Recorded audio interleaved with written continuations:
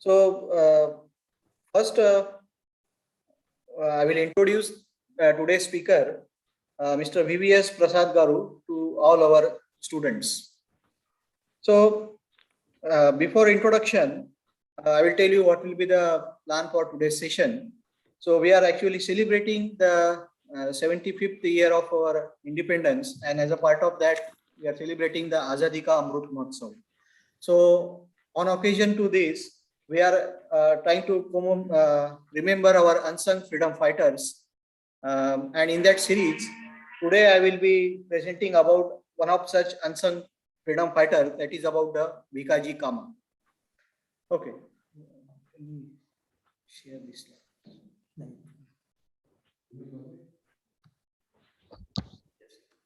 Yeah. So let me finish this presentation first, and then we will move to the Prasad sir's session. Okay. So Vikaji Kamath, she was actually the first lady to hoist the Indian flag on the foreign soil. Vikaji Kamath was born on September 24th, 1861 into a large affluent Parsi family. Her father, she born at Bombay. Her father, Sorabji Patel, was a famous merchant who was at the forefront of business, education, philanthropy in the city of Bombay. Influenced by an environment in which the Indian nationalist movement was taking root, Vikaji was drawn towards the political issues from a very early age. She had a flair of languages and soon became proficient in arguing her country's cause in different circles. In 1885, she married with Rustamji Kama, a well-known lawyer, but her involvement with the socio-political issues led to the differences between the couple. In 1896, the bubonic plague broke out in the Bombay presidency, and Vikaji immediately volunteered to help the team who is working in serving the plague victims. Hundreds were dying in Bombay, and Vikaji, she was also caught in the deadly disease. After recovering the disease, she left her in the poor health. Later on she was advised to go to the Europe for the rest and then recuperation. And in 1902, Vikaji left India for London, which was to become her home for rest of her life. During her stay there, she met with Dadabhai Naoroji, a strong critic of the British economic policy in India, and began working for the Indian National Congress. Kama came in contact with other Indian nationalists, including Lala Hardayar and Shyamji Krishna Verma, and addressed several meetings in London's Hyde Park. During her stay in London, she got a message from British that her return to India will be prohibited unless she would sign a statement promising not to participate in nationalist activities. She refused to make such promise and remained in exile of Europe.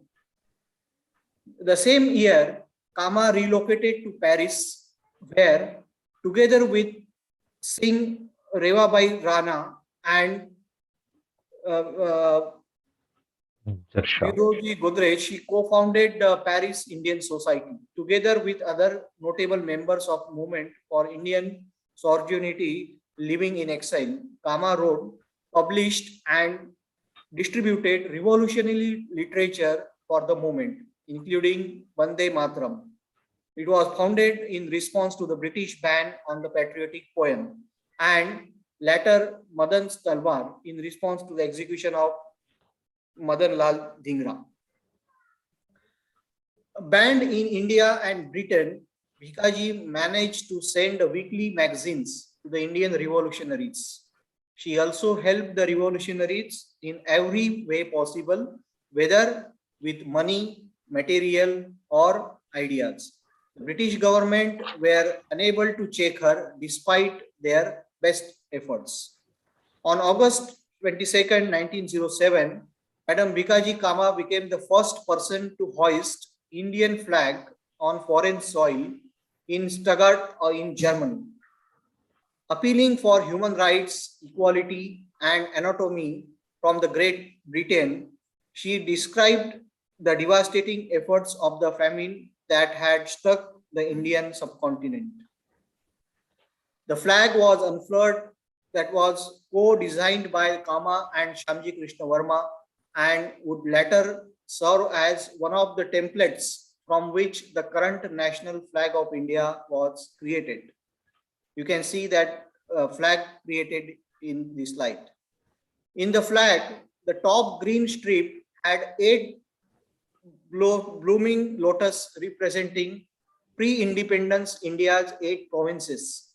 Vande Mataram was written across the central saffron strip in Hindi. On the bottom red strip, a half moon was on the right and the rising sun on the left, indicating the Hindu and Muslim faith.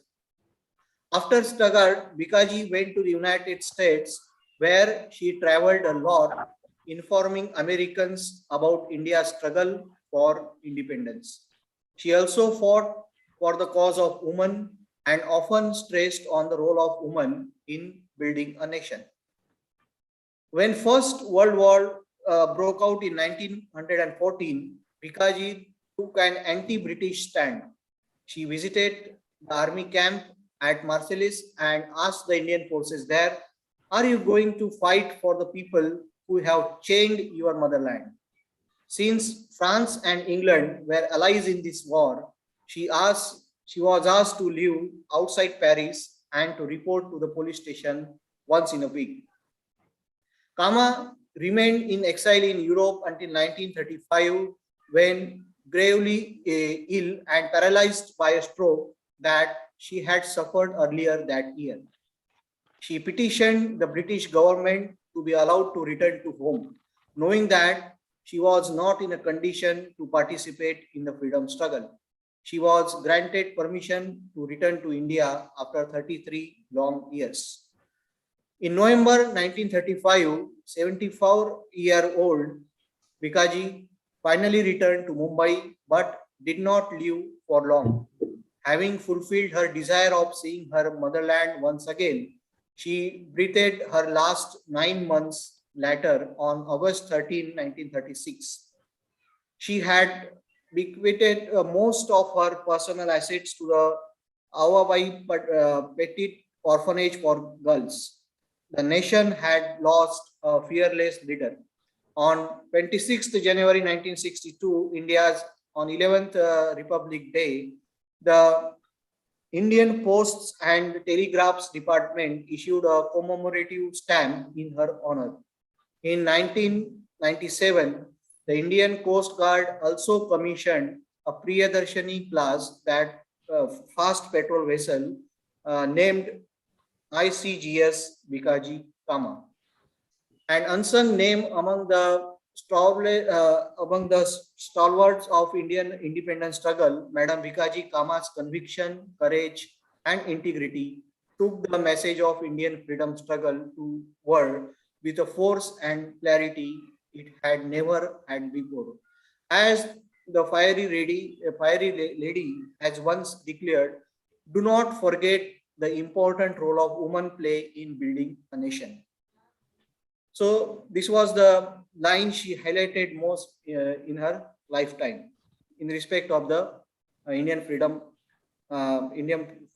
fighting. So this, you can see the stamp which was published by the Indian Post Department in her honor. So with this, I stop my presentation on the unsung national heroes, and now let me take this opportunity to introduce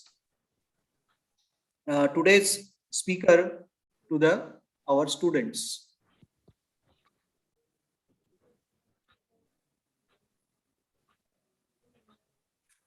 Okay, so today on this session, on the second session of the induction program, for the first year BTech students of the academic year 2021-2022. A warm welcome to all of you. Finally, I welcome to the guest speaker of the current session, Mr. VVS Prasad Garu. VVS Prasad sir, it is our pleasure and privilege to have you as a guest speaker for the today's session, sir. On behalf of the Honorable Director, Professor CSP Rao Garu, Registrar P. Dinesh Shankar Reddy Garu, Dean Academic Affairs, Dr. T. Kurmaya Garu, Associate Deans, Heads of the Departments, and faculty colleagues. I once again welcome you all to the first year students to the today's second session of induction program. As a so today's session, Prasad sir will talk on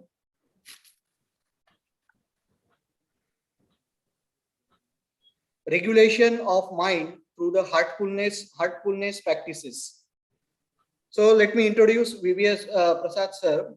He born in the year 1963 to the Vijayanagaram, and his education completed in Vijayanagaram, and then he took the CA degree from Bangalore in 1988. After that, he worked for 2 years in the MNC and joined family business of food grains distribution. He blessed with a daughter and son. Later on, he started the spiritual journey in the year 1995 under the divine guidance of Sri Somanatha Maharshi and reached holy adopt of Sri Chariji Maharaj in the year 2004. Was given the responsibility of spiritual trainer with transmission in the year 2008. He conducted several sessions for schools, colleges, and government departments, inspiring them on the setting goals and ways to achieve them. He is a keen seeker of experience based on reality. So I hand it over today's session over to you, sir. Please continue. Thank you, sir. So good afternoon, all. It's a wonderful afternoon for me along with you. So first, let me congratulate you for choosing NIT Thadipalligudam to fulfill your goals on the academic front. Getting into an NIT is not an ordinary thing. You must have sacrificed a lot of fun, lot of responsibilities, and all these things in order to fulfill your goal to be in one of the best institute in India. Because I know how important and how difficult it is to get into an NIT. My son was IIT Kharagpurian. He finished his MSc with mathematics and computing and now proceeded for his master's in US. So I used to observe him. It is very tough time during the college days to interact with the children because you will be occupied with a lot of activities, a lot of project works, a lot of assignments and all this. I hope your journey is starting in a wonderful way under the able guidance of your dean and professors. Take the advantage. My suggestion to all of you is before I start the session, take the advantage of being in NIT. You also have fun. You also have seriousness in your academics. Try to integrate both fun and academic goals, and you will really enjoy the journey once you come out of this NIT. So wishing you all the best in your academics, because just now you have come out of your colleges where you're controlled, monitored, everything. But here you'll have free hand. But let me tell you that don't take undue advantage of your free hand, because I have seen some people, some students, because coming from private institutions in intermediate and all that thing, and once you are in a free atmosphere, they take light of their academics in the initial years. But once you look back and the time is lost, nothing can be done. So once again, wishing you all the best, and good afternoon to all of you on behalf of Heartfulness Institute. Let me brief you what this Heartfulness Institute is about. This Heartfulness Institute is a spiritual organization spread over 167 countries, having its headquarters in Hyderabad. And we have one of the largest meditation hall in Hyderabad, where 1 lakh people can sit and meditate at a time. And we also have provision for providing accommodation to about 50,000 people. And the food and the accommodation are all free for any number of days you want to stay. And that is an opportunity you can explore once you have some vacation. You always can go home to spend time with your friends and family, but take time at least a couple of days to visit this Kanha Shantivanam, which is the largest meditation hall center spread over about 350 acres. And you are seeing the global guide, Kamlesh D. Patel, whom we very humbly call him as Daji. He is the fourth guide of this Heartfulness Institute. And he's a pharmacist from US, and he has taken the responsibility of global guide in the year 2014 after the Mahasamadhi of the third guide, who is Sri Parthasarathi Rajagopalachari, whom we affectionately called him as Chariji. And under him, I was given the opportunity to impart spiritual training. This is a brief introduction about our wonderful institute, which I am associated for the last 17 years. I also welcome Sri Pandurangai Garu, who has given a wonderful session on stress management yesterday. He has joined here on my request. I am very thankful to him also. And Shravya sister for giving me this opportunity to share some time with all youngsters, because you are the future of great India. So this is what it is. So let me come to the topic now. The topic given to me is a wonderful topic, a very lengthy topic, but still I'll try to confine myself into the time which was allotted to me. And we'll have some practical session about 20 minutes, and then we'll have about 10-15 minutes Q&A if you have any questions on both these sessions yesterday and today, because both of us are here and both of us are also from the same institute, Heartfulness Institute. So the topic given to me is regulation of mind through heartfulness practices.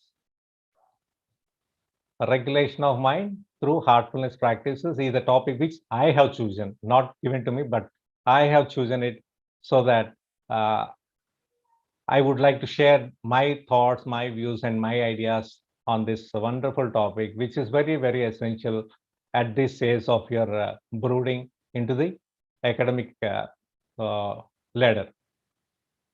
So this has 3 elements. What are they? Regulation, mind, and HFN tools. Hope I am audible, Andy. Somebody can raise Yes, your yes, sir. You are audible. Wonderful. Thank you, sir. Thank you so much.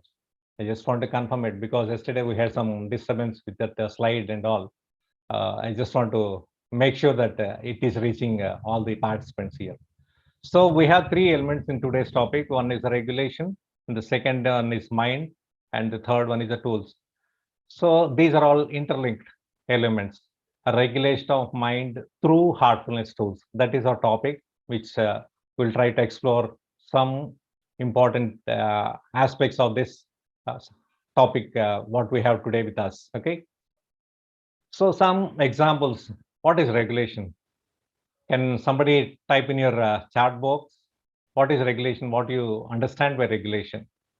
You can use your chat box. You can interact. What is regulation?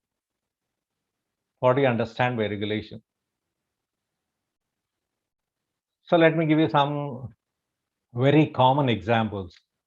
One is the traffic. The second one is the gardening, and the third one is the thoughts. So what happens if the traffic is irregular, unmonitored, and all these things? It leads us to chaos. Nobody can move anyway. A lot of time is wasted. A lot of fuel is wasted, and a lot of peace is also wasted. Am I right? Because you will be planning your journey, not expecting unwanted traffic congestions or traffic jams, and you have to reach some destination very urgently and you are held up. So you are losing your peace. Am I right? So if it is regulated by a proper signaling system or a manual constable there, your journey will be very smooth. So in order to have a smooth journey on the road, you have to have a clear, managed, regulated traffic, right? So the second example I really enjoy to share is the gardening. What does a gardener do?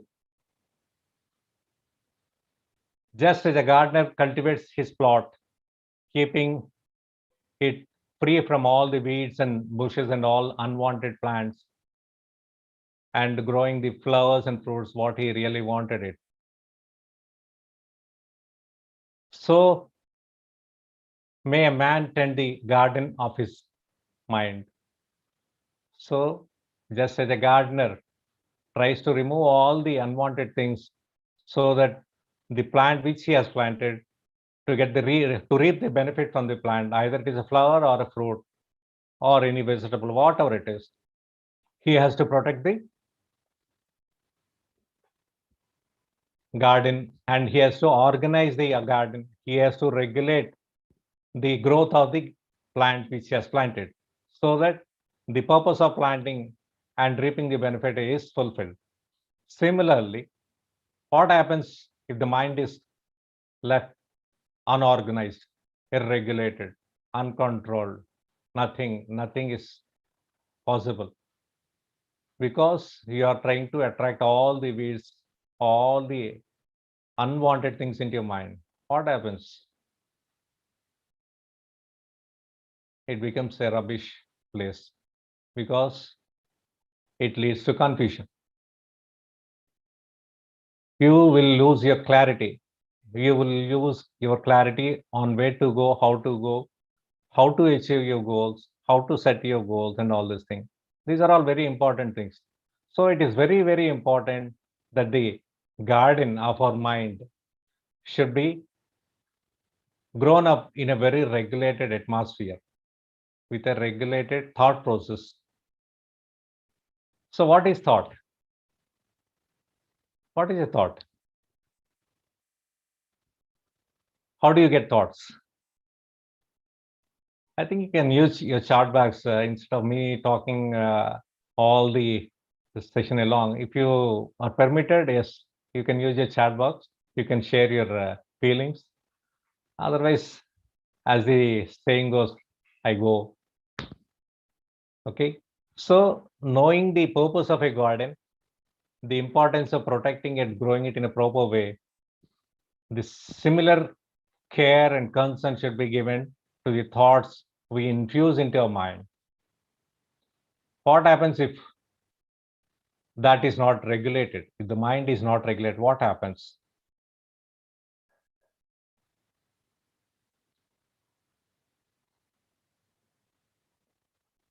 If the thoughts in your mind are monitored or controlled, you will become a master gardener of your mind.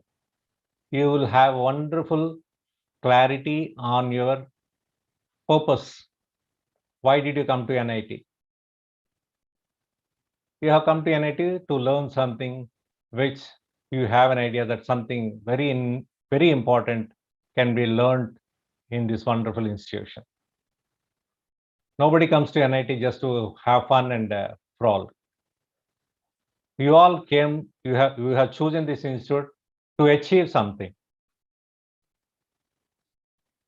So in order to achieve something, you should have a proper atmosphere within yourself. How to create that? We have some tools, we have some ideas and all that thing. What happens if the gardening process is regulated? The gardening of your mind is regulated. Once it is regulated, what happens is you will have a revelation within yourself that the laws of thought and understanding with ever increasing accuracy and how the thought forces and mind elements operate in the building of your character. You will have a very clear idea how you want to build your character, because character is very essential. Without character, nothing can happen. Because there is a saying when I was studying in my 7th class or 5th class, if you lose your money, it's okay. Nothing is lost. If you lose your health, it's okay. Something is lost. Still you're there. Hope is there. But if your character is lost, everything is lost. So building up our own character at this very tender age of 18 something is very, very essential, because this is the age where there will be a lot of changes in our physical system. There will be a lot of hormonal changes within our system, and that will lead us to some sort of unwanted attractions. So we should be monitoring ourselves to check, to put a check on ourselves. Yes, this is needed and this is not needed. What is needed and what is not needed. We should be able to keep a check on ourselves. We should always check ourselves, so that if you feel that something is going wrong with you, you can correct it at an early age. So putting a check on yourself is very essential at any stage, and more essentially at this age of 17, 18 years, because you'll be in a lot of confusion, lot of stress will be there, because the academic schedule what you'll be having in NIT is totally different from what you have in +2. You are now independent. What all you want to achieve, what all you want to gain, what all you want to learn, this is a wonderful opportunity. So you have to put yourself very focused on your goal. Unless that focus you achieve, you cannot be a successor in fulfilling those goals. So how to focus on those goals? In order to focus on those goals, you should regulate your thought process. How this thought process impacts our life. We'll just have some examples. What happens if you have good thoughts? I'll give you a small explanation on this. Good thoughts and actions can never produce bad results. Good thoughts and good actions can never produce bad results. Take it for granted. You see all the successful people, they're always positive. Not that they have not come across with any issues in their life. They might have experienced a lot of problems also, whether it is financial, whether it is health, whether it is family, whatever it is. But still they are successful because they had the habit of accepting the things. When you accept things, you will be in a very comfortable condition within yourself. Because, yes, this is a challenge for me. Something difficulty has come, you will take it as a challenge. You will be approaching that issue, that situation in a positive way. That is more important. And if you start struggling yourself with why all this hell with me, why should I get into NIT and all this, if you start thinking in a negative way, what happens is you can never be successful.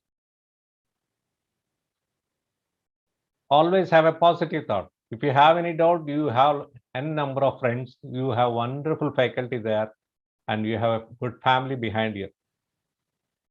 Never demoralize yourself on any stand. Everything is an opportunity for us, learning an opportunity. Do a mistake. Yes, we are all humans. We are permitted to do mistake, but we will be a fool if you repeat the same mistake. You should learn from the mistakes. You should improvise your analysis. You should improvise your understanding by not committing the same mistake, the lessons what you have taught from that mistake. So that is a protection what you have to put for yourself.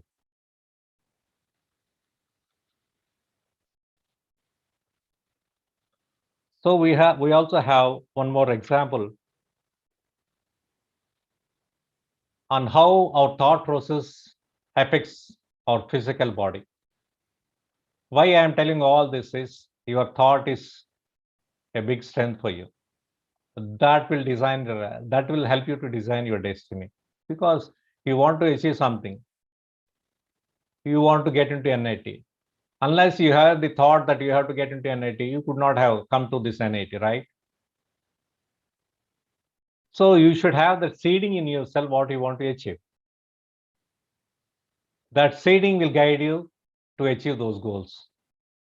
Similarly, the health is very important for all of us, because without health, you may have some crores of rupees, but if the health is lost, you will be in a trouble, especially in this age, tender age. You should properly take care of your health. And we have a misnomer that if you do exercise, take good food and all this thing, you'll be healthy. No, you should also have a good mind in your body. Good mind is defined as a mind which will have a positive attitude, which will always give positive thoughts, and which will prevent the unnecessary thoughts by being attended to them. So the body is a servant of the mind. The physical body is a servant of the mind, because the mind operates this physical body. It obeys the operations of the mind. The body obeys the operations of the mind, whether they be deliberately chosen or automatically expressed. The thoughts that come from our mind, you might have deliberately chosen a thought, or automatically something comes. It's still the body is the effect of the mind functioning. At the beginning of unlawful thoughts, the body sinks rapidly into disease. Suppose what happens if you have unwanted thoughts, unlawful thoughts, unwanted thoughts. You know that it is wrong, but still you will be caught by that circle. It will affect our body. It will definitely affect our body. And you get disease and your body decays. At the command of glad and beautiful thoughts, it becomes clothed with youthfulness and beauty. What happens if you have positive thoughts, wonderful thoughts, beautiful thoughts, encouraging thoughts? Your body becomes youthful. You may be at 60, you may be at 70, you may be at 80, but still your heart is at 60. You will have the confidence in you. Yes, I can do anything what is good for all, not only for yourself. I don't say that you should always do good for yourself, because doing good for yourself is a little bit selfish. You need to do something, but on the larger perspective, you should always look for doing good to the society. So that the thought process, what you invite, will affect your physical body. Disease and health, like circumstances, are rooted in thought. Both your health and disease, the root cause of your health and disease is the thought. Sickly thoughts will express themselves to a sickly body. If you have always having a thought that I'm sick, I can't do anything, I'm unable to do anything, my body is not supporting me, all this nonsense, if you keep on brooding over such things, what happens is your body becomes sick, undoubtedly. If not now, at least at a later stage, this thought process will affect our body. And the thoughts of fear have been known to kill a man as speedily as a bullet. This is a very dangerous criteria which all these students should take care. If you are fearful of your academics, of your challenges, that is a dangerous scenario. We have been seeing a lot of people with this background of fear and all this thing committing suicide because they lost the balance. That is not the case. What we have to do, we should come out of that by regulating your mind. That we learn how to do and all these things. So thoughts of fear have been known to kill a man speedily as a bullet. It's very dangerous. You cannot have sickly thoughts for long. Okay, it's okay. Something has happened, fear, fever, cold, cough, and all these things, especially in this pandemic time, a lot of people have left their bodies because of fear, not because of COVID, just because of fear. My own friends, two of my very close friends have lost their lives because of fear. And that has been the scenario all over the world. The people who live in fear of disease are the people who get it. Just continuously start living in the same fear day and night, you'll get sick, undoubtedly. So we have to protect ourselves and try to come out of that situation as early as possible. And the tools which we'll be learning at a later stage will help you to come out of that in a very simple way. Anxiety quickly demoralizes whole body. If you are anxious of any situation, it demoralizes. And lays it open to the entrance of disease. Anxiety slowly leads us to disease. While impure thoughts, even if not physically indulged, will soon shatter the nervous system. Even your nervous system will be affected because of illegal and impure thoughts. You'll not be able to feel them immediately, but at a later stage, yes, this is the cause of my mistake at that age, and you are helpless.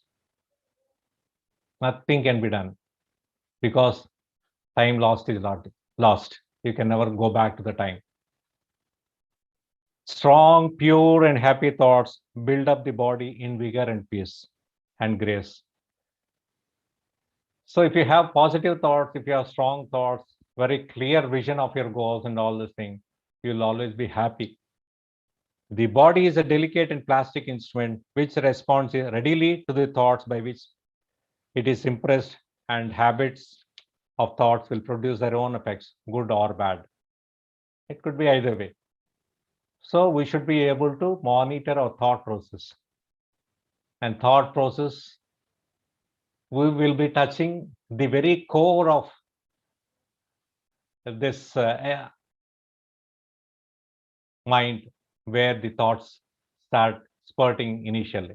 So we'll be having the techniques on how to regulate the mind and just giving you the importance of thought process, which will have very serious impact on your mind, your body, and also the emotional aspects. So one more important aspect of having impure and bad thoughts is your blood will be poisoned as long as we propagate unclean thoughts. Out of the clean heart comes a clean life and a clean body. If you have a clean thought process, you'll have a clean body, happy body, healthy body.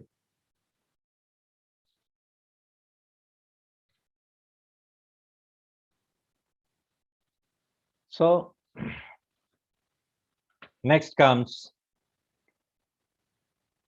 another important aspect of this thought process. What happens if you have a weak thought process? What do you do if you have a physical body which is very lean? When I was in my 11 years age, I was very lean. So my father suggested me to go to a gym. Slowly, I built up. So your physical body can be modified to make you healthy by doing some sort of physical exercises and also having a balanced diet, good diet. Similarly, if we have a mind which is unbalanced, irregular, uncontrolled, it can still be modified. It can still be regulated. It can still be used in a better way so that you will have a better life.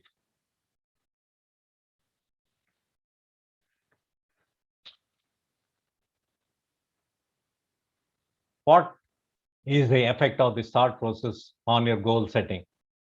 All that a man achieves and all that he fails to achieve are the direct result of his own thoughts. See how the mind is working, how important is the mind and the thoughts coming from the mind. how important role they play. We don't know all this. We have to take care of all these things, because what all we achieve, you have come a step ahead by coming to NIT, because you have a very strong ambition to have a better education. Parents will always tell you, okay, study hard, and study hard. Unless you have that impetus to fulfill those goals which are set by you, you will not be able to do it. You cannot achieve it. So that is what happens. All that a man achieves and all that he fails as well to achieve are the direct result of his own thoughts. So the thought process is this foundation for our success or even a failure.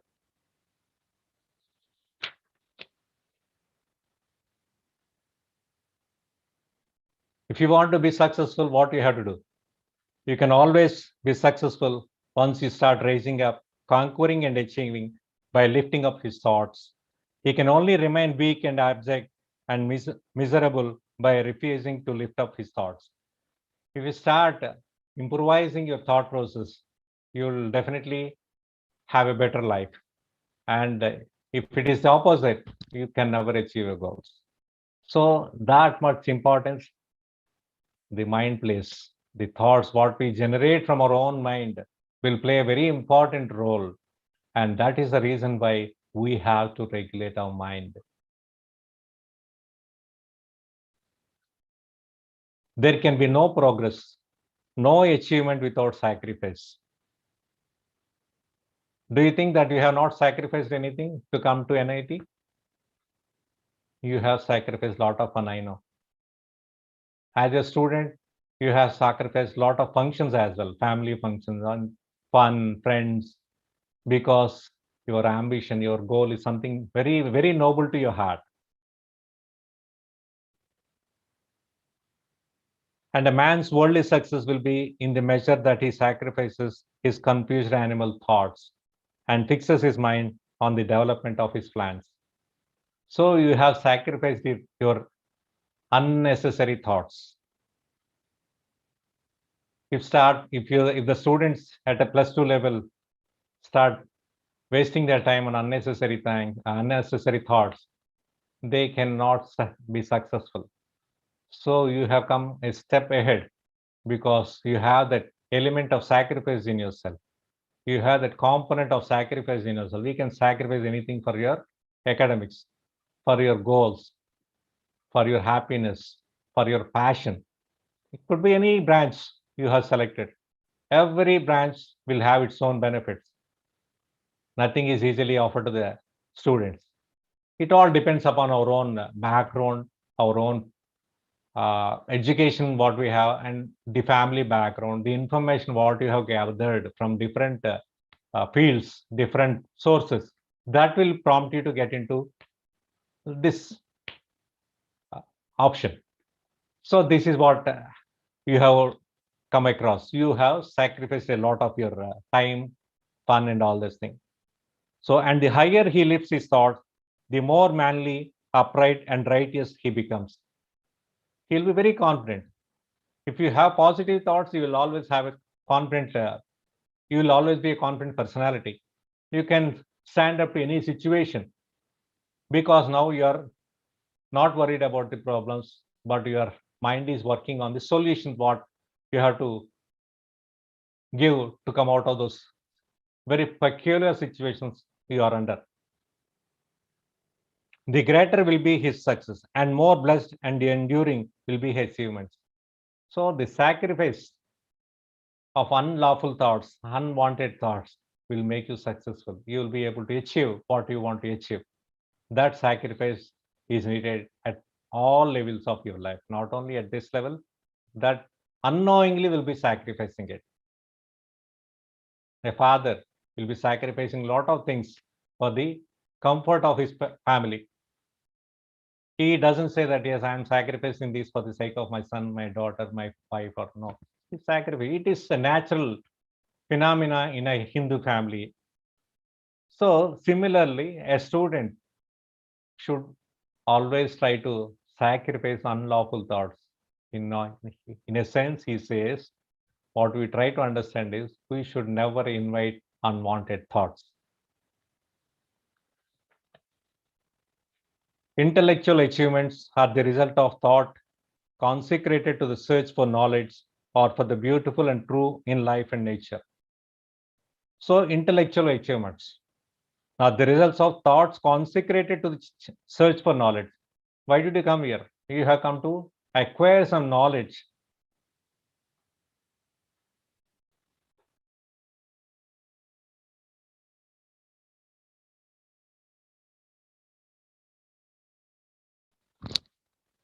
Somebody was asking for remote access. I don't know why, but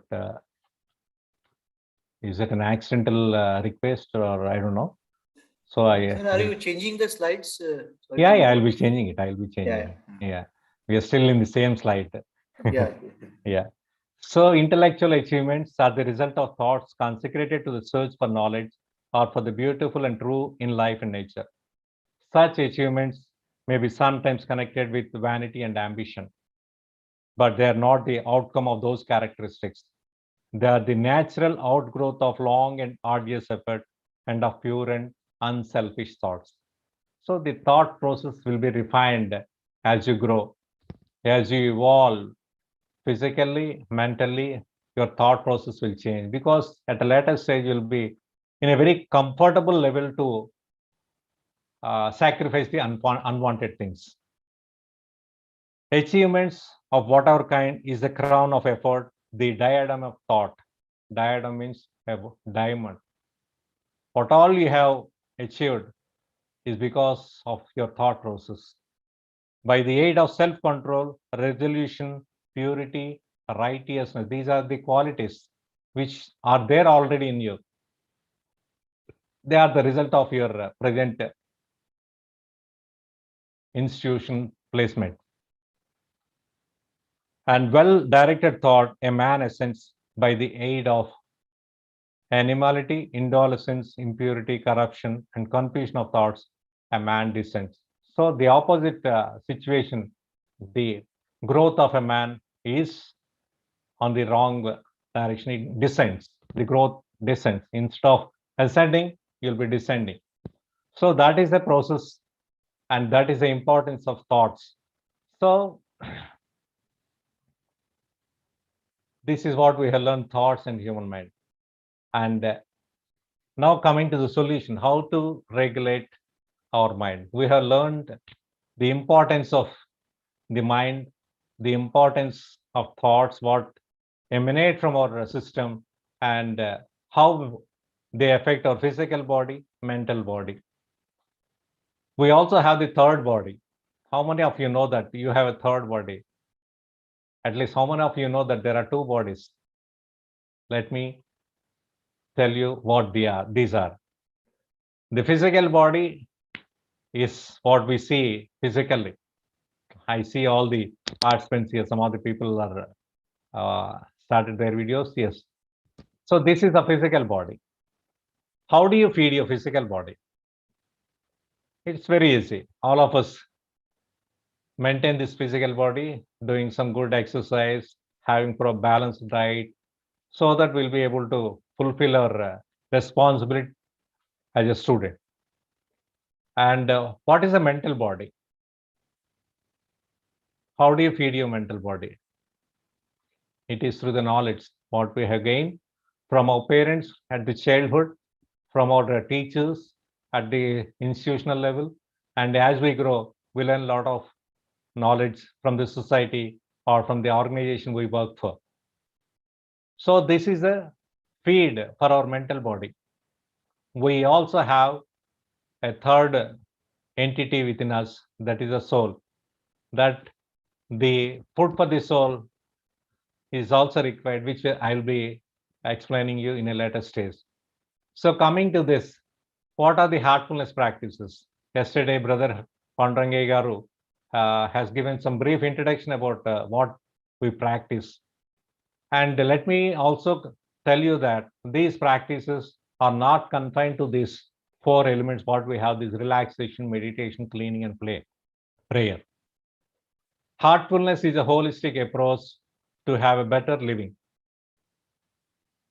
When I say holistic, it is complete package. Not that meditation is just what the Heartfulness Institute offers. It offers the communication skills. It offers the guidelines on how an individual should mold his character, how he should build your goals, how he should set your goals, how he should be able to achieve those goals, and what are the various opportunities available to him. These are all the various other elements of a Heartfulness Institute, where we train up most of the people. We give them guidance, we give them information, we conduct seminars, workshops, and all such sort of things. So basically, the practical elements are this: relaxation, meditation, and cleaning. So, what is relaxation? So, now we are coming to the heartfulness aspect of our today's subject. So, we have covered the regulation and the mind, and the tools part is what we are trying to learn now. So, relaxation. Relaxation is a very simple technique where you can relax your physical body within few minutes. Within few minutes, your whole body gets relaxed. How? There is a subtle component behind this which is working, and this can be experimented anytime during a day. Anytime you are feeling down, you are feeling stressed, you are feeling uncomfortable with your physical body. See, during exam times, I know how the students uh, will have a tough time for relaxing, because there will be a lot of material to be covered and will be having very little time. So stress slowly starts entering your system. If you invite that stress, continue it, you will be in a different state. But if you can pause for a while, relax for a couple of minutes, you will be fresh again with the same energy what you have in the early hours of your day. How does this relaxation help to relax body? There will be some suggestions which will be having a practical experience after this. And the second element is the meditation. What is meditation? Meditation is simply putting your attention on a specific thought for a specific time. How many of you know that you're all meditating for all these years of 17 or 18, whatever it is? You have been meditating unknowingly, unnoticedly. Yes, you have been meditating. Otherwise, you could not have achieved your present status as a student in NIT, because meditation is nothing but thinking about an object for a specific time. During your plus two, you will be always be focusing your attention on how to get a better rank. So you're meditating on the rank, how to achieve it, and how to go about it. So you have been meditating. What does a businessman do? He always meditates on how he can improve his business, how he can make good profits. And what does a homemaker do? Your mothers, they always meditate. They also meditate. They are meditate on the aspects of how to bring the children in a better way, how to give them better standard of living, how to guide them. These are all the things which the parents meditate. So here in heartfulness relaxation, this meditation is a special meditation. When I say special, there should be some specialty, isn't it? That specialty is the transmission energy. In this meditation, we will be assisted by a energy which is powerless power, but still can transform you into a better living being. This transmission is defined as the energy which can transform the human beings. The energy which can transform these human beings is the transmission. And this is a very old age technique which was in existence in India about 72 generations before Raja Janaka. In those olden days, this technique was there. All the living beings used to experience that, but unfortunately, it was not passed on to the next generation. And by the grace of the nature, one great soul brought this technique back to the benefit of the humanity at large. So that is why it is now present in about 167 countries and having more than 10,000 trainers all over the world. We also have some apps uh, where you can meditate using those apps, which I'll be sharing you those details. And what is meditation? How to do it? We suggest that meditation to be done right the moment you get up from your sleep, preferably before sunrise. If not, make some time, about 20 minutes or 15 minutes or 10 minutes, try to meditate. And the techniques of meditation will be offered to you now. And how to sit for meditation. The posture for meditation is very simple. You can comfortably sit with cross leg, putting your back straight, neck and back, head straight, with your hands clasped like this, or you can put it like this comfortably and closing your eyes. And always choose a place where you can meditate. Select a place for meditation, like you select a place for your reading. Small corner of a room is enough. You don't need to have big hall.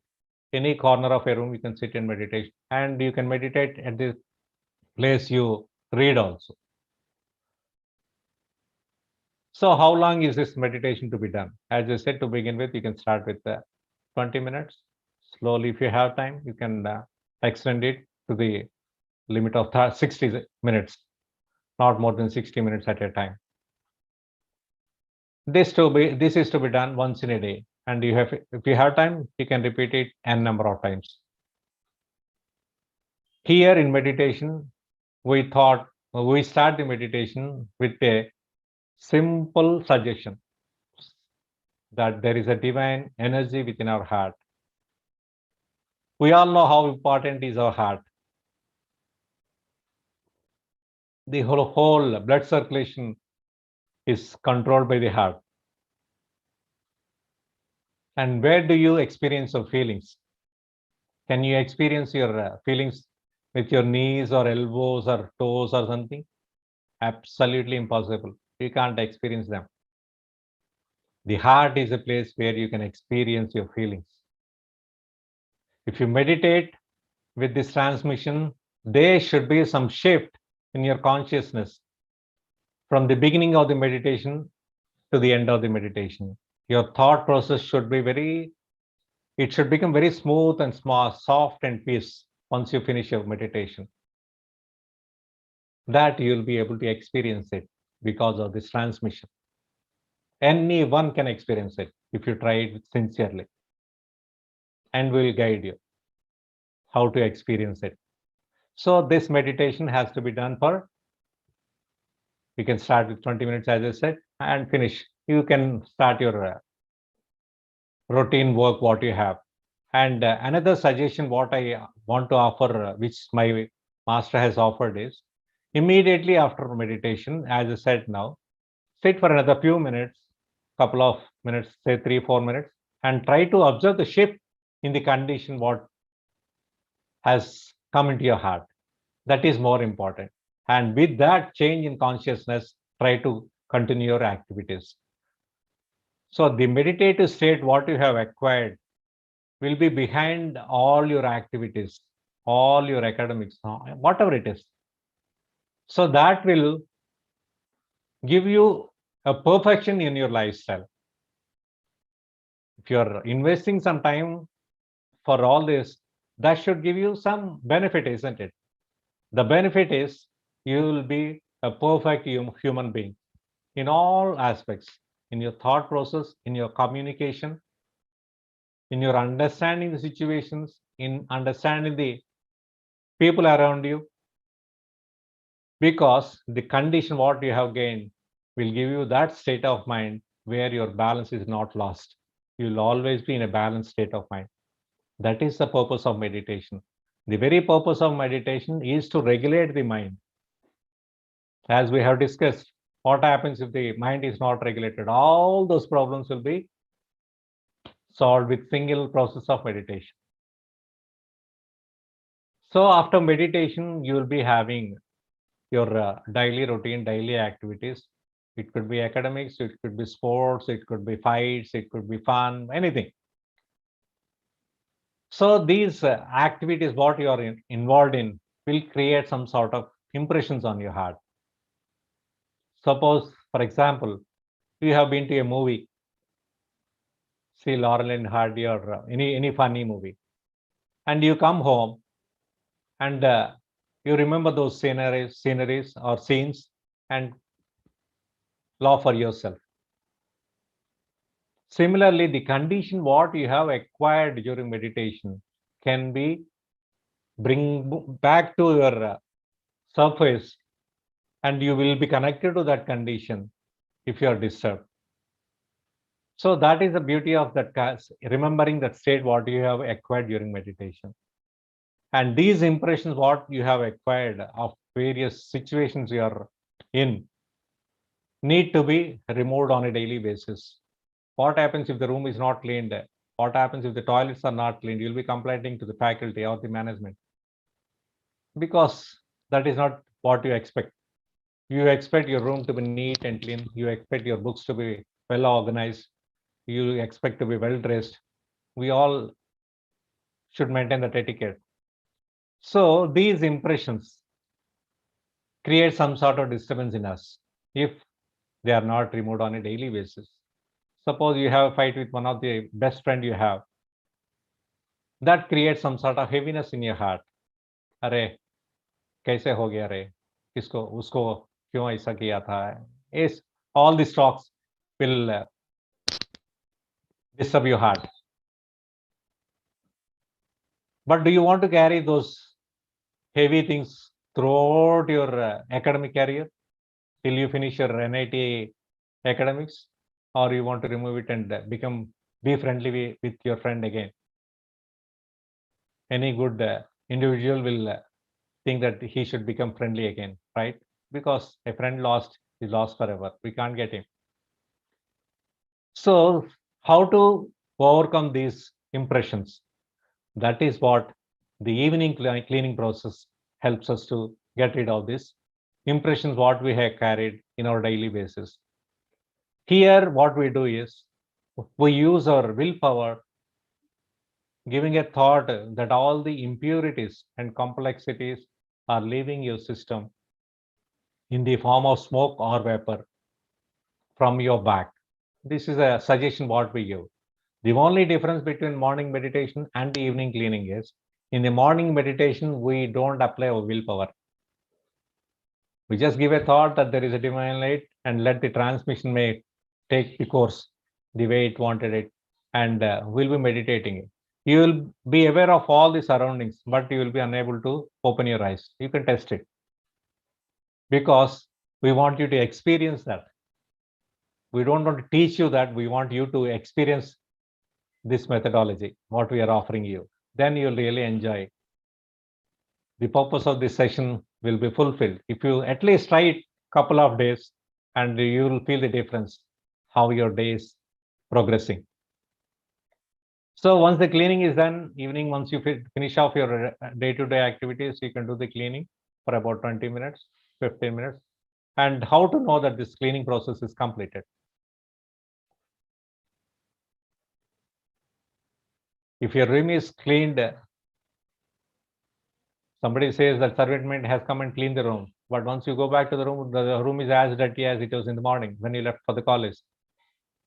Do you think the room is clean? You will definitely know that it is not clean. You have physical appearance proof that it is not clean. Similarly, if your heart is clean, you should feel that purity in your heart, because all the impurities are removed.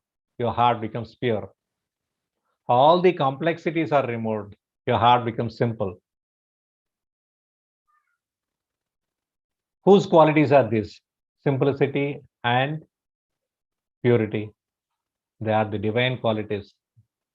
They are the qualities of the highest conscious people. So that condition can be acquired by practicing for about 15-20 minutes in a day. And I promise you that you'll really enjoy the next hours after the cleaning in your academics, sports, or whatever it is. You'll definitely feel very fresh. You'll feel that lightness within you. You'll feel that comfort within you. And you'll feel that purity within you. That is because, again, the transmission starts working on you. But how do you know that the transmission is working? How do you know that the laptop is working? Some software is loaded. So the Zoom software is loaded. That is why we're able to talk to each other. So whenever you click the button of Zoom logo, the Zoom meeting opens. Similarly, this software is loaded into your hearts when you start meditating with a trainer. How long that process has to be done?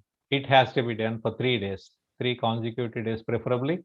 It can be done online. It can be done virtually through an app. Or if you have a trainer in your premises, you have a lot of trainers in Tadepalugudam also, if I'm right. We can ask them to reach the college authorities if they permit. They can guide you in learning the meditation, cleaning, and relaxation techniques. And you'll really enjoy the journey within yourself, because this meditation is not only an inner journey, but also helps you to plan your whole life ahead, because your thought process is regulated, your mind is regulated. You know what is to be done, what not to be done. That is a result of wisdom. And coming to this transmission, which I narrated earlier, the transmission is the food for the soul. You have the breakfast, lunch, dinner, whatnot, chart, sheets, everything for our physical body. You have the knowledge hub at your college, or you must be having wonderful library, wonderful faculty. That is a knowledge hub you have available to you, which you can utilize for your intellectual growth. That is the mental body. And the third and this most important element of our existence is the soul. This transmission is the food for the soul, which this Heartfulness Institute is offering with no cost. There is no cost involved in conducting these sessions. These sessions are offered free of cost because this is a divine education. If the divine education can be priced, you don't need a divine education. So this is being offered. This is a very old system of practice which is being offered to you now at NIT Tadepalligudam, totally free of cost. We don't charge anything for conducting these sessions as well. We take it as an opportunity of sharing our experience with all the youngsters, the young Indians who are going to be the pillars of our wonderful nation. Because we have seen in the beginning of our session a wonderful lady who has sacrificed a lot of things, and similarly a lot of leaders have sacrificed their wealth, health, and everything to be what we are today in an independent state, in an independent India. Is not a big sacrifice. So this heartfulness meditation helps you to mold your total future, and once you look back, you'll be thankful for the method what has been offered through NIT.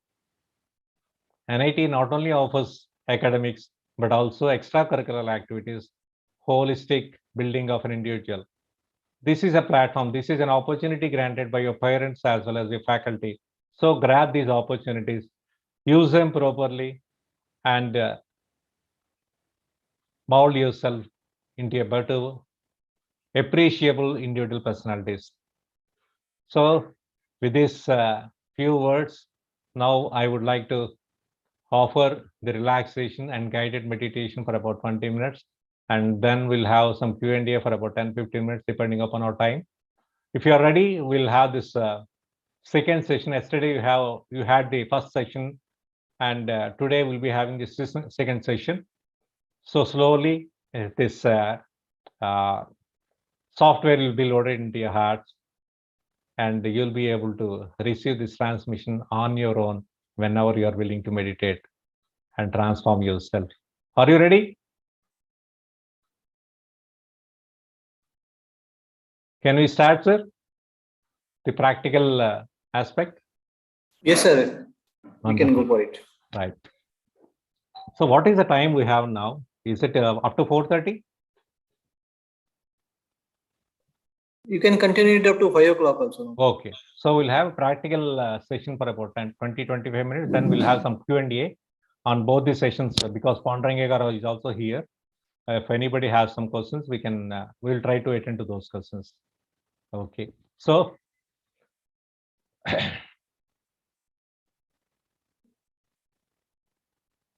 sit comfortably. Close your eyes. Heartfulness, relaxation. We'll start with our toes. Gently wriggle your toes.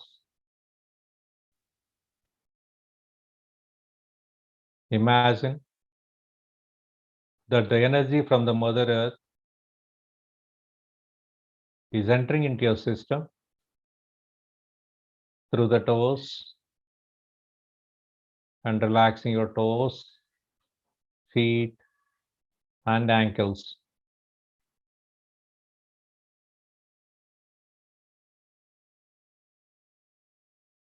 Feel the energy moving upwards towards your calf muscles, relaxing them.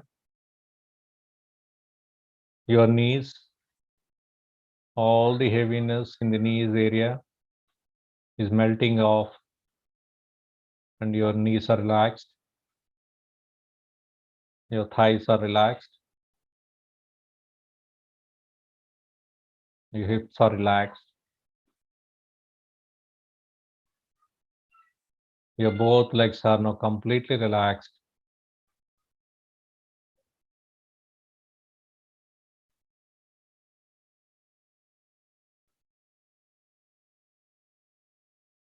Feel the energy passing through your abdomen area, relaxing the abdomen part. The chest is also relaxed. Gently move your attention towards your lower back. Feel your lower back relaxed. Upper back is also relaxed.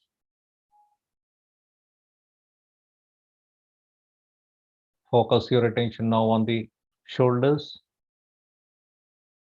Let all the heaviness in the shoulder area melted off,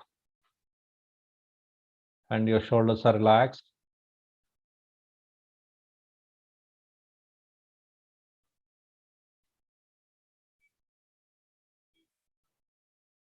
Let the energy from the Mother Earth move downwards from the shoulders towards your biceps, elbows, lower arms, palms and fingers, relaxing your whole hands.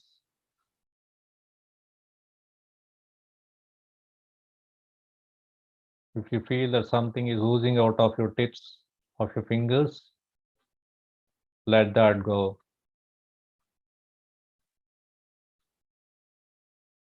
Your both hands are now completely relaxed.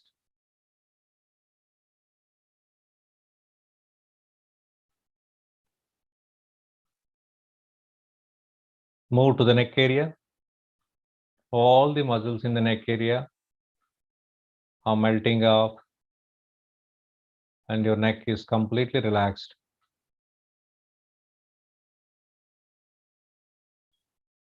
Move to the face.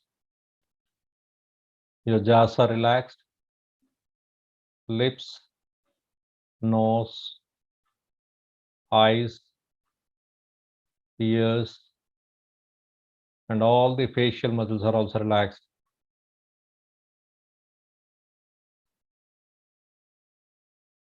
Your forehead and the crown of the head is also relaxed.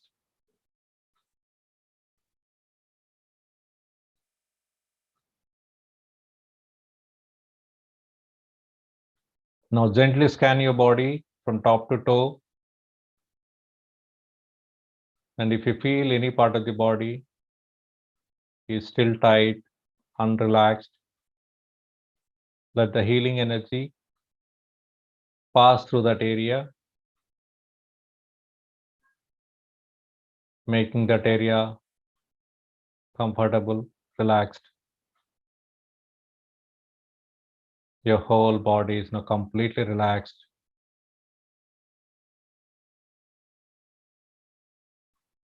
Gently move your attention towards your heart, where you feel the heartbeat,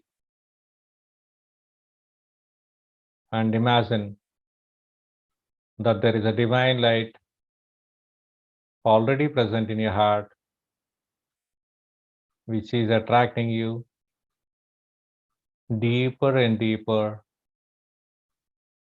and try to be lost in that thought. If in the process you feel distracted by any unwanted thoughts, treat them as passing clouds, treat them as uninvited guests,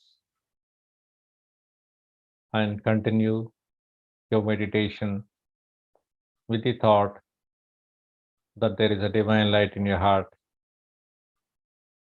Try this for a couple of minutes till you hear that's all from me.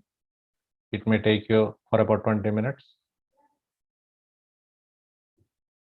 Just participate with whole heart and experience this heartfulness meditation.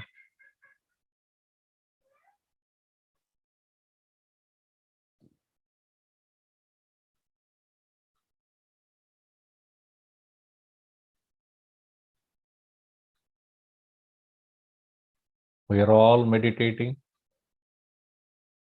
on the thought that there is a divine light in our heart.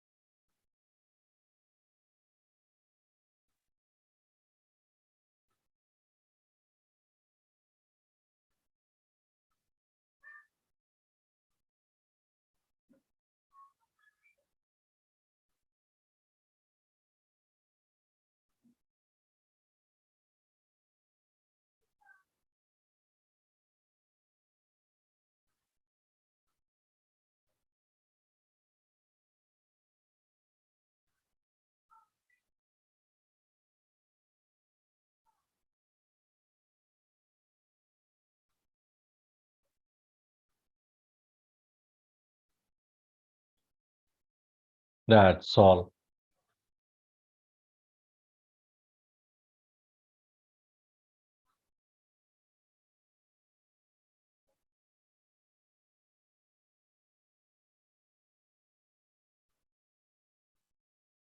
So if you're interested, you can note down your observations in your notebook. And after this, the last element is the prayer.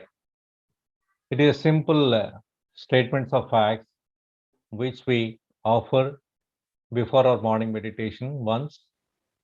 And before going to bed, we offer this prayer a couple of times and try to meditate on the meaning of that prayer and go to bed. It is like this. It goes like this. O Master, thou art the real goal of human life. We are yet but slaves of wishes, putting bar to our advancement.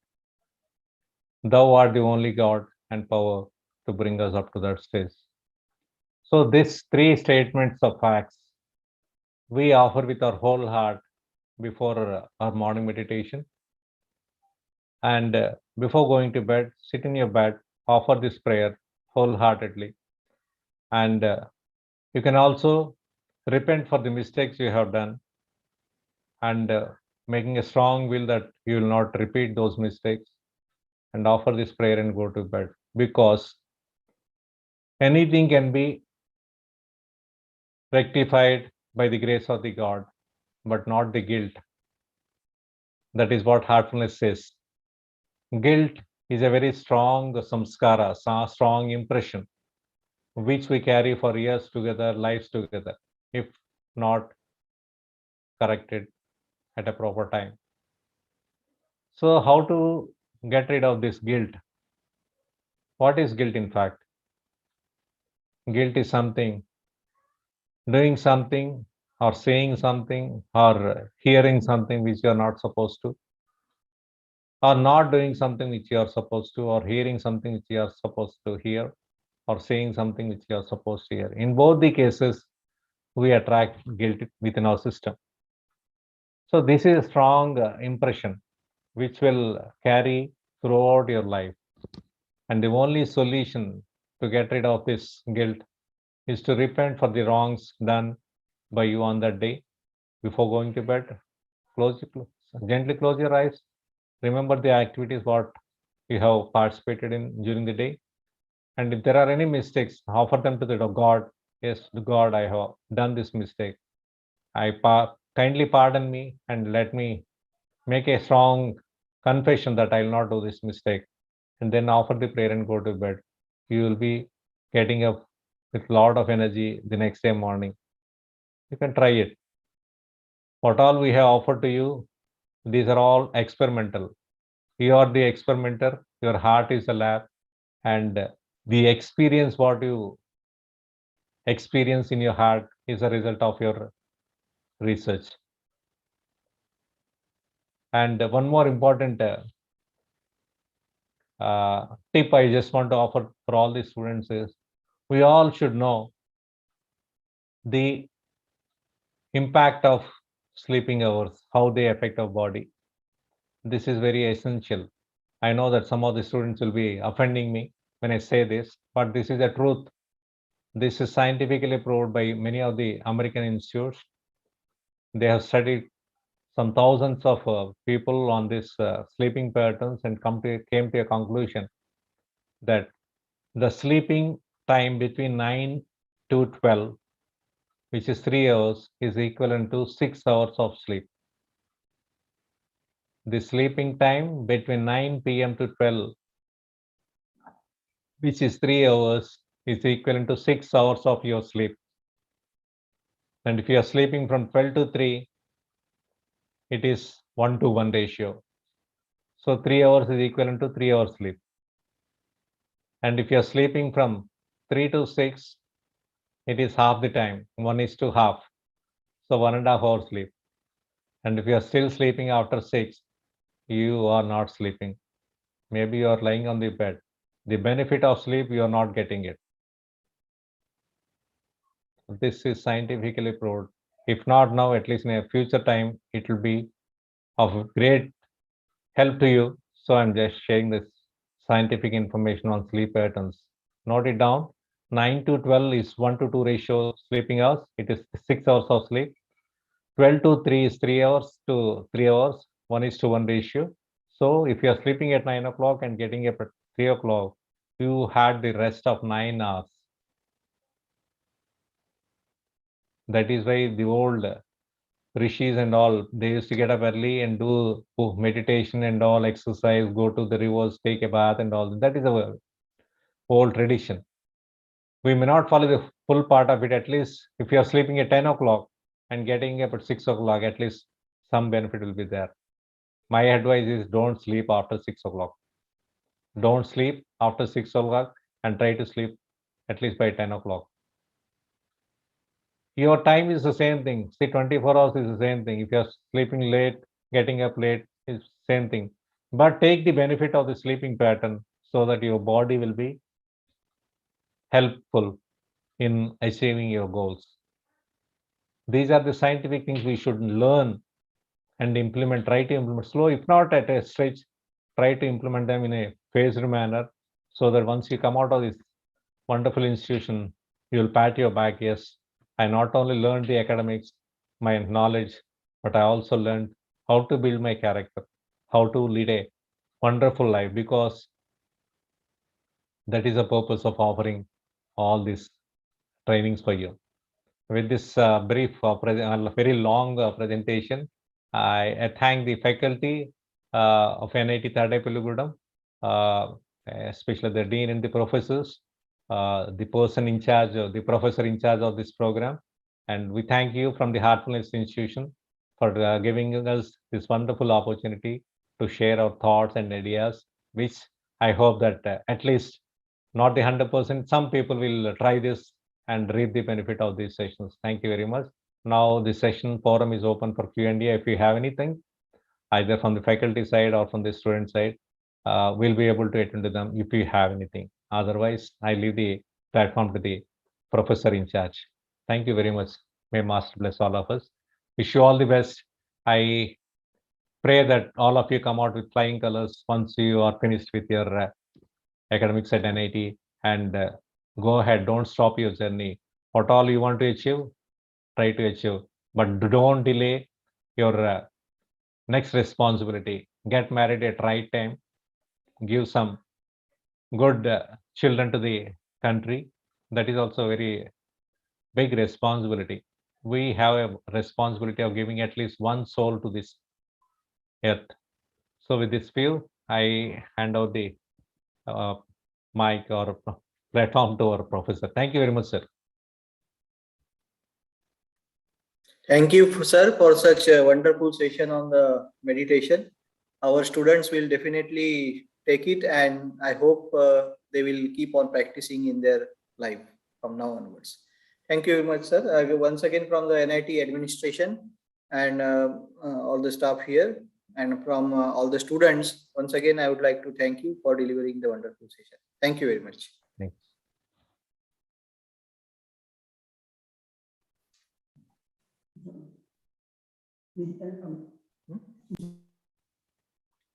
Yeah, here we don't attend to the breath, what we experience in meditation. We don't observe even the breath. Breath is a normal pattern. Whether you're aware or not, it happens. You don't need to observe your breath during meditation. Give a thought and leave. Give a thought that there is a divine light and let the transmission work. That will make you experience what you are really experiencing it. So any attention, or if you try to concentrate during meditation, you will be failing in your meditation, because concentration should be the outcome of meditation, but the meditation cannot help you. Meditation can help you to concentrate, but concentration cannot help you to meditate, because in concentration you are trying to put some effort so that your thought process is monitored. But once that situation leaves your mind, you will be drowned in something else. So here what we do is, the magic band here is the transmission. You just close your eyes and give a thought that there is a divine light, and open after some time, because the transmission makes the rest of the things. But here, to begin this wonderful heartfulness practices, you need to have a couple of sessions with a trainer who are available online in a app called Hearts app. I'll just put it on the chat box.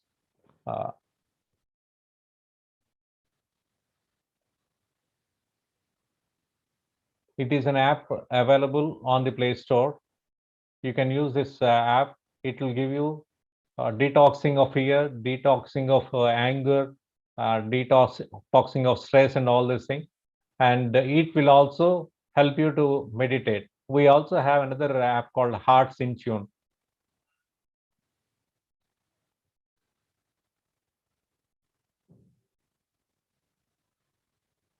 Here you can download this app from Play Store, and this will help you to meditate for the specific time you want. If you want to meditate for 10 minutes, yes, it will guide you. If you want to meditate for 20 minutes, it will guide you. And similarly, all those detoxing, it will be for about a couple of minutes, 3 minutes, 4 minutes. Somebody must be having some problem with the sleep. You can open this app. You'll have that relaxation technique here on this app. Just lie down on your bed, listen to the heartness. Within 2 minutes, you'll be in a deep sleep. You can try it.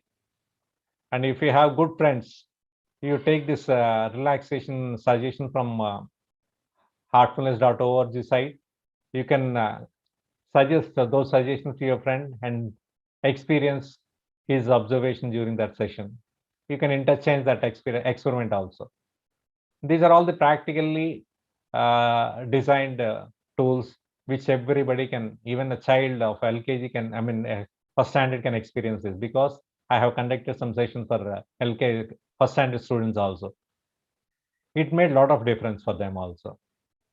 Your retention, your focus during the class will be much more better. You can do your relaxation, come to class, see the absorption of the content what the professor is offering you. You will really enjoy it. And if you add meditation to your relaxation, it will add some more flavor to that.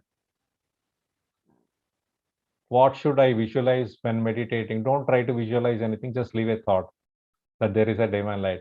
If you start visualizing, you are again using your willpower. We don't apply our willpower in this heartfulness meditation. I do agree that there will be a lot of thoughts, but observe whether your thoughts are chained thoughts or unchained thoughts. When I say chained thoughts, each thought will be connected to another thought. If that is the case, open your eyes for a couple of seconds and close it. The chain is disconnected. And if you are having thoughts which are not connected to each other, then you should pat yourself, because that is the effect of cleaning process. Something is unwanted is being removed from your system, which you have acquired unknowingly into your system, because now you're trying to purify your heart, making it much more simpler. The unwanted things what has come into our system in the form of thoughts will go out only in the form of thoughts. There is no other way. Suppose you pour water into a bottle. When you turn the bottle, only water comes. Milk cannot come. Similarly, you have accepted some incidents, some situations into your system through visualization or through your ears, or say talking to somebody or whatever it is. They have come into your system. So those things will go out of your system only in the form of thoughts. So when they surface your heart, you will remember them. Yeah, what is this thought? This has come. That is because your system is getting clean. If you are aware of this information, you'll really enjoy the meditation, because somebody is cleaning your system. Be thankful to him. You need not know who it is, but your system is getting clean in a remote way. And you can experience the simplicity that is resulted in your heart, your purity in the heart. Once your meditation is over, then be thankful to the guide who has made this happen. So no need to focus on anything, no need to see anything, nothing. Just give a thought and leave it. It is an automatic process which goes on. Is it similar to samadhi practice? Samadhi means some plus adi. Through yoga, you try to achieve a state of samadhi. Some plus adi. Some means the condition which is there at the beginning of the universe. Adi means the condition which is there at the beginning of. So similar condition you are creating within yourself. That is samadhi. There are a lot of practices available to us. You can try anything. But this heartfulness practice, which I said, is aided by a very special energy, very subtle energy, very divine energy, which helps us to transform ourselves into a better beings. Is meditating thoughtless? Thoughtless state is an outcome of meditation. Yes, you may get a stage where uh, you don't feel any thoughts within yourself, but still you will be going beyond that thoughtless stage also. You'll be wonderstruck how it happened, because you are aware of what is happening within your system. You are into your own world now, your own inner self, your own inner sense will be revealed to you once the coverings are removed. So that is the beauty of this transmission, which unknowingly removes the unwanted coverings within our system and makes you open to know what sense you have within yourself. They're all there, equally available for all of us. But unfortunately, we have covered them with unwanted things. Now, with this help of this transmission, those unwanted coverings are removed, and slowly you'll uncover yourself into what you are supposed to be. Sometimes meditation teachers give a mantra to chart that. What about this? This is another method of concentration. So we don't advocate this also, because again, we are trying to focus on something which is heavier than the thought what we are giving. If you start meditating on a rock, what happens? The result is your heart becomes like rock. Don't ever try it, because you will not be responding to any of your friends' reactions or anything. You'll just be like a rock. No reaction, no smile, no happiness, no sorrow, nothing. Similarly, this mantra will also have some weight. We are trying to go beyond that. We are trying to become much more subtler.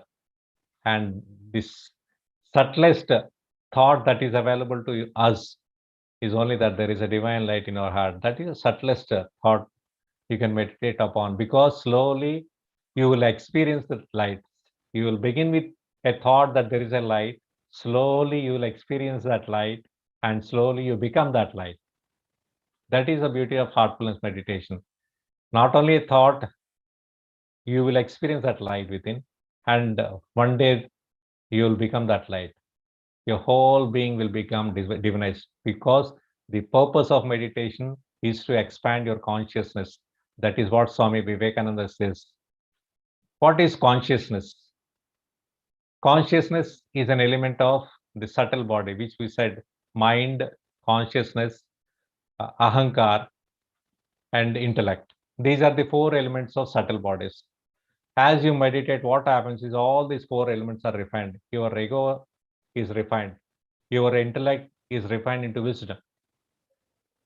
Your consciousness expands to higher levels, and it is in bidirectional. Your consciousness will expand high into the sky as well as deep into the sea. So these are the benefits what we do, what we get through the practice of proper meditation. When I say proper meditation, when you do the meditation, your consciousness should expand. And if you practice for 3 months, 4 months, and if you are still what you are at the beginning of this practice, don't do it. Don't waste your time. That is what my suggestion is. Definitely, most of during meditation, thought I'll get, sir, what we do? You just leave them unattended. Don't attend to them. See, I am an unknown person. I come to your house. What you do is you don't attend to me. What I do, I get out of the house. It is like attending to an uninvited guest. You don't attend to them. They go off. If you start feeding him laddus, sweets, sauce, and all, every day he'll be coming into your house. Similarly, if you start entertaining those thoughts which are coming, they'll again come into your system. He's trying to remove it, and you're trying to put it back because you're attending to them. So leave them as passing clouds. Let them go. This is what we have to do. What should I do if I fall asleep while meditating? It is a good condition. It naturally happens. Can you sleep within 2 minutes on a bed? It is not sleep actually. It is absorbed state. Suddenly you become aware. You feel that you're sleeping. The only difference you can know whether it is sleep or meditation is if you're getting up from your bed, you'll feel little heaviness within you. Some sort of laziness will also be there. But if you're getting up out of meditation, you will be fresh. This is a key to know whether it is meditation or sleep. Wonderful. So anymore, I think I have attended most of the questions here. I'm sorry if I missed anything. So thank you very much. May you have a wonderful future. Hope one day we'll meet somewhere. Okay, sir. Thank you, sir. Yeah, thank you very much, sir. Sir, your good name, sir. I forgot to ask you. Yeah, myself is Dr. Pritesh Bansal. Oh, okay, doctor. Thank you so much, and thank you for giving our institute a wonderful opportunity. And I hope the students of your institution will come with flying colors under your able guidance, with proper tools of living techniques and all, and whatnot. I wish them all the best. Thank you so much. Thank you, sir. Okay.